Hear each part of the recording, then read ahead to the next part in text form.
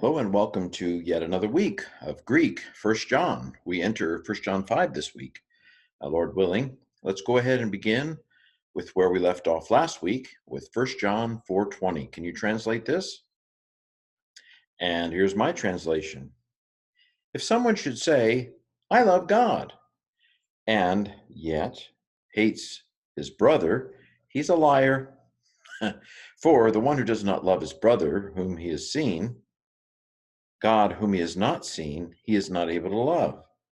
Okay, very interesting here. Basically, the proof is in the pudding, right? There are plenty of people who say, oh, yeah, I'm a Christian. Oh, yeah, I believe. Yep, I'm good. Yep. I said the sinner's prayer, read it on the back of the card, but they're pretty unloving toward others. Now, some would make a distinction between loving your brother or sister who's a Christian and loving a stranger. But of course, Jesus blows that out the window. And of course, John is very concrete in what it means to love. Love is not some, I think deep thoughts about you every once in a while, as we've said and we've seen over and over and over again in First John. Basically, John's saying is that if you do not act lovingly toward your brother and sister, then don't tell me you love God. That's just a joke. So, anyway, there you have that verse. Didn't get that little mark deleted. It shows that there is a textual issue here in some manuscripts. If you want, I can look it up. Do you want me to look it up? Oh, okay, I'll go look it up. Okay, looks like later manuscripts, including most medieval manuscripts, have the word how instead of not, which even as I was translating, I thought, it does not have a how. So, to where it would say, for the one who does not love his brother whom he has seen, how is he able to love God whom he has not seen? That seems to be a smoother reading, which suggests that it's not probably original because, of course, the manuscript traditions clean things up. They didn't say, ooh, how can we make this more confusing? I mean, that's not the way copyists work. And so this is the harder reading, so-called more difficult reading, and also the earlier manuscripts, and the manuscripts generally considered more accurate have it. By the way, why did Westcott and Hort and scholars since them and before them, why did they consider these manuscripts more reliable? Well, because when you apply that common sense rule, which is more likely the change that took place over time, they more consistently have the more difficult reading, the one that would have been more likely to fix, rather than, oh, let's mess this up. That's just not the way it worked. So this is generally the more likely reading here. Okay, let's go on to a slow motion translation. So if someone should say, subjunctive, on, subjunctive is coming, subjunctive is coming. This is on is a little bomb, boom, throws up everything up in the air. This is a direct quote. We don't have to translate the hoti, although it does signal that a direct quote is a noun clause, as it were. Should say what? Should say, I love God. That's the direct object. All of those words are the direct object. That's what a noun clause is. It takes a collection of words and treats them as a single noun. But anyway, the capital letter would have been another signal, and so I put that in quotation marks. If someone should say, I love God, and yet hates his brother, if that person hates their brother while saying that, he's a liar. Okay. Of course, I'm sure I do believe there are lots of Christians, lots of people who go to church, I'll put it that way. There are lots of people who go to church who are convinced they love God, but they're not particularly loving toward their neighbor. I'll let God sort it out. That's his business. He's above my pay grade. Okay, so for the one who does not love, again, we've seen this over and over again in John. I hope you got it by now.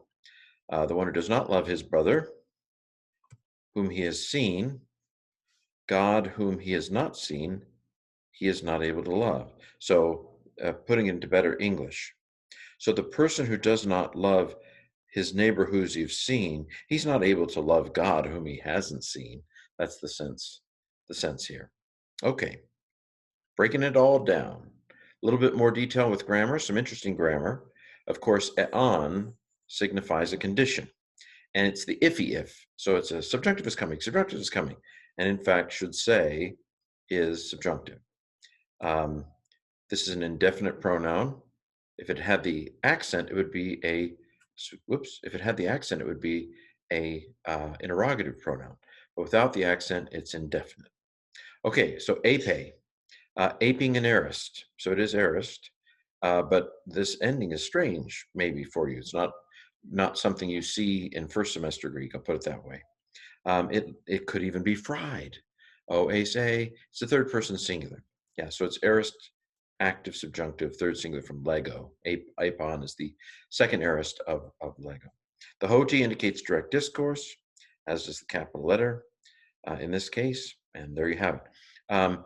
Mise, I didn't put this is from miseo, to hate, but it's also miseo, the letters are there, of the present stem, so it's present, but it's fried like this one, so it's third singular, present active subjunctive, third singular from miseo. Okay, I had to go on the second page for this one. He is a liar. Okay, the one who does not love, this is a participle, right? Oh, by the way, agapo is present active indicative first singular. It's simply agapao, where the alpha is crashed into the omega of the present active indicative. It's very normal. Okay. So this is a participle. It is present active participle, nominative masculine singular. With the article on it, it becomes adjectival. And because there's no noun here, we have to stick the word one into our translation. It is substantive. So present active participle, nominative masculine singular, from agapao, the one who does not love. Okay, whom he has seen. Whom indicates what kind of a clause? A relative clause, and this is a relative pronoun. It's like a noun ending without a word, right? And heoraken, we've seen a lot of times in 1 John. Hopefully you've kind of got it by now. You can see the horao in the middle there. And it is indeed the kappa has me thinking perfect active. Yeah, so it's perfect active indicative. Epsilon is a very common third person singular active ending, right? Nu with an epsilon in front is almost always a movable nu. So this is a perfect active indicative third singular from horao. Another relative pronoun, again, same form, same parsing, present active or present deponent. And then what is this? I can see agapao in there, but what's the ending? Well, the context kind of, we feel it. He is not able to love. It's an infinitive, indeed. It's not perfect, Ken.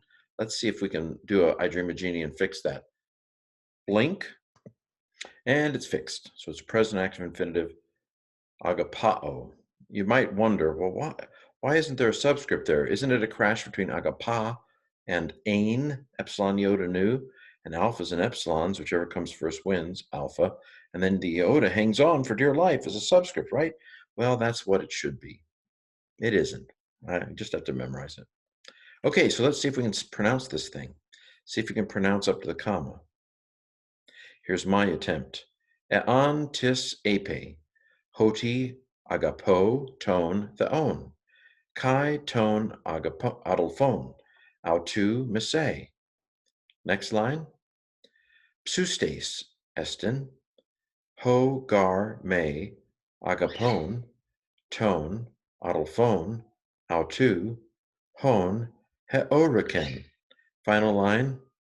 Ton theon, hon, uk heoriken, u dunatai agapon.